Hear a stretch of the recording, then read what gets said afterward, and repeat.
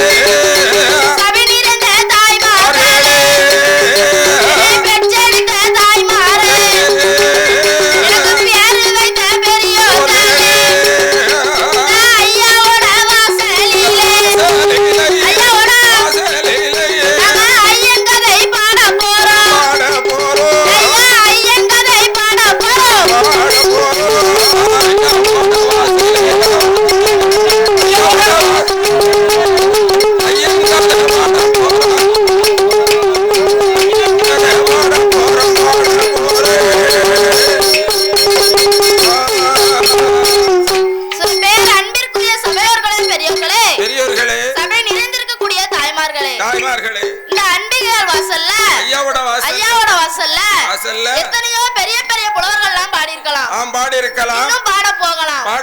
என் சிற்று அறிவுக்கு தகுந்தபடி உன் சிற்று அறிவுக்கு தகுந்தபடி பிள்ளையாகிய அடியால் நான் அன்னபூரணி ஐயாவோட வாசல்ல ஐயன் கதை பாட போறோம். சாமியோட வாசல்ல சாஸ்தாங்கதை பாட போறோம். கச்சது கையளவு கல்லாது உலகளவு. சாஸ்தா பிறந்தாதான் எந்த ஒரு கோயிலா இருந்தாலும் சரி சாஸ்தா பிறந்தாதான் சகல தெய்வங்களும் பிறக்க என்பார்கள். ஏன்னு கேட்டா நாமளும் அம்மாவுக்கும் அப்பாவுக்கும் பிறந்த சிறு குழந்தைகள், ஆணுக்கும் பெண்ணுக்கும் பிறந்தவர்கள். சாஸ்தா அப்படிப்பட்டவர் அல்ல. ஐயனுக்கும் பிறந்த ஸ்ரீ தர்மலிங்க சாஸ்தா.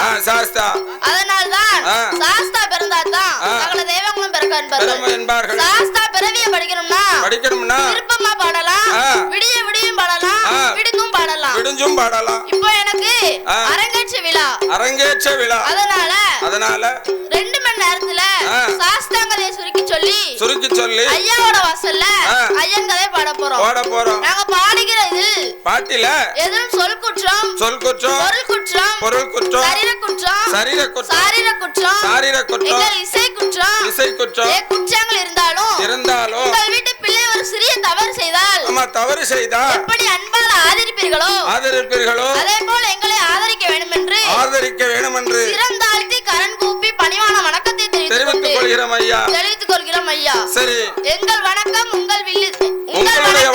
எங்கள் வில்லிசை முழக்கம். உங்கள் வணக்கம் எங்கள் சாஸ்தாங்கதை வில்லிசை முழக்கம். முழங்குங்க.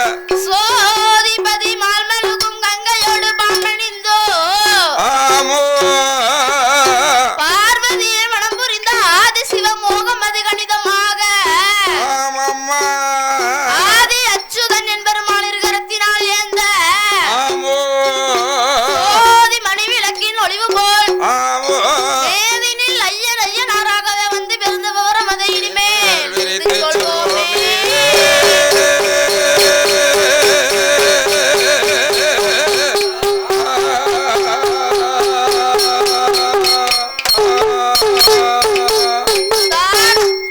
தானாகிய பொண்ணு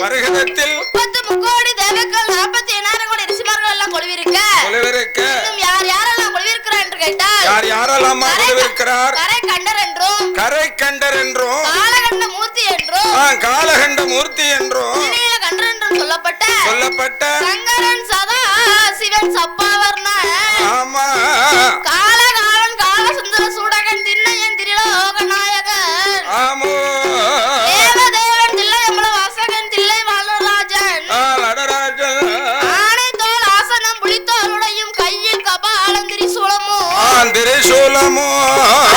பாமனை ருத்ராட்ச மாலையோடு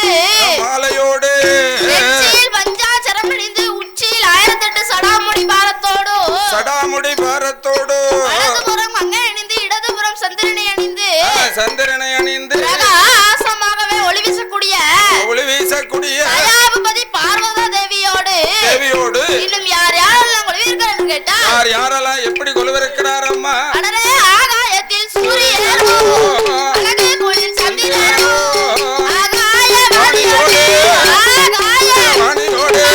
கங்காதேவி கொண்டிருந்தார்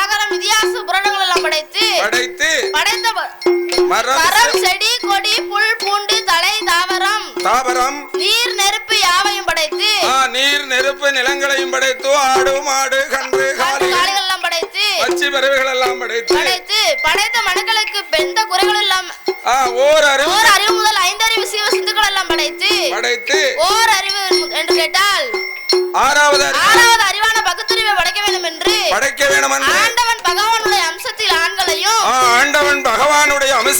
ஆண்களையும் அம்மை உமா பார்வதா தேவியுடைய அம்சத்தில் தாய்மார்கள் பெண்களையும் படைத்து படைத்த மனுக்களுக்கு எந்த குறைகளும் இல்லாமல் படியளக்க வேண்டும் என்று ஆண்டவன் நான் எப்படி படியளந்து ஆதி சக்தி படியெடுத்து கொடுக்க ஆண்டவன் எப்படி படியளந்து வருகிறார் என்று கேட்டால் எப்படி அம்மா படியளந்து வருகிறார்? நல்ல திணை எடுத்து நாளை நல்ல திணை எடுத்து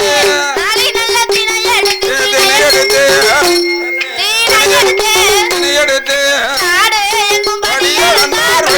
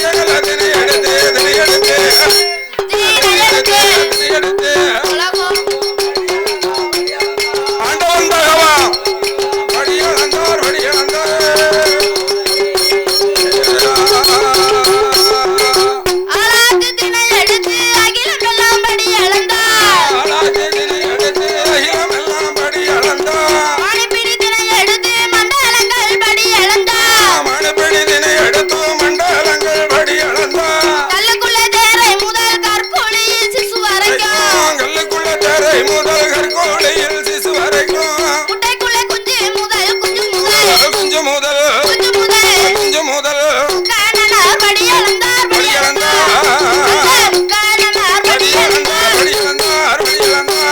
முட்டைக்குள்ள குஞ்சு முதல் குஞ்சு முதல் குஞ்சு முதல்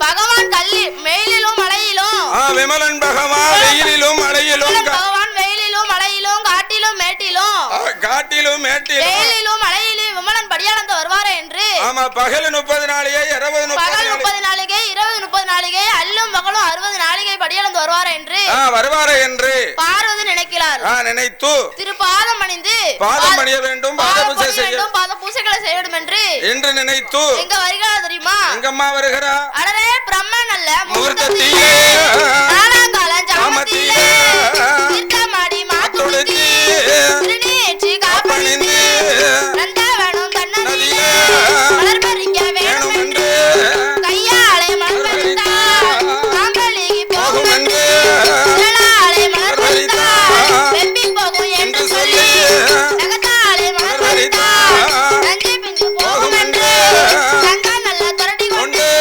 நிரந்தரமாய் மலர் பறித்தா வெள்ளி நல்ல துரட்டி கொண்டு விதமாய் மலர் பறித்தா செப்பு துரட்டி கொண்டு நல்ல துரட்டி கொண்டு செவ்வரளி மலர் பறித்தா